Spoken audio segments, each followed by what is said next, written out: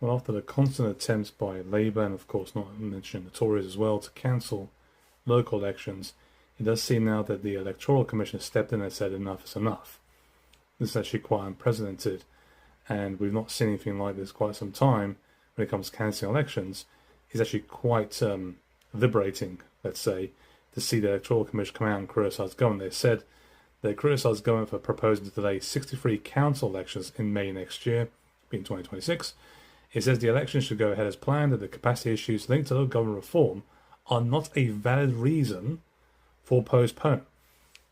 And I'll go a bit further and I'll comment on this towards the end and give you a chance to really understand what's really happening here.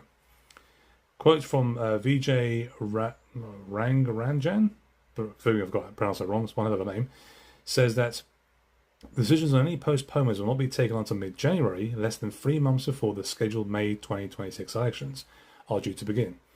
This uncertainty is unprecedented and will not help campaigners and administrators who need time to prepare for their important roles. We will very much recognise the pressures on local government, but these late changes do not help administrators. Parties and candidates have already been preparing for some time and will be understandably concerned. As a matter of principle, we do not think that capacity constraints are a legitimate reason for delaying long-planned elections. Extending existing mandates risks affecting the legitimacy of local decision-making and damaging public confidence. There is a clear conflict of interest in asking existing councils to decide how long it will be before they are answerable to voters. Voters must have a say on those that represent them in local governments. We will work with the UK government on these plans so we can support the voters, campaigners, parties, administrators who have been preparing for these elections. That is one of the biggest smackdowns in any government I've seen for a long, long time. A long, long time. And this concerning elections.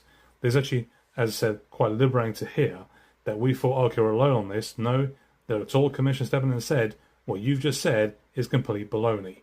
And it's no excuse. Okay? I don't know where Labour are going with this. Maybe they're trying to do Tories a favour by saying, look, we'll give you a chance to cancel elections. You can hold firm. The impression is that the reform will not making headway, and then you can start attacking reform from the right. I'm not saying they're colluding. It does seem that we're going that direction right now, even though Reform hinted they might want to, do a deal with the Reform when it comes to the election, should it be a minority government, which is hilarious because the same Tories have accused Reform of being basically Nazis.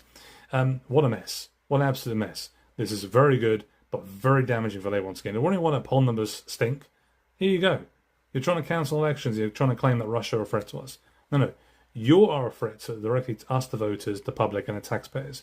It's time you all went and we got rid of this rubbish once and for all.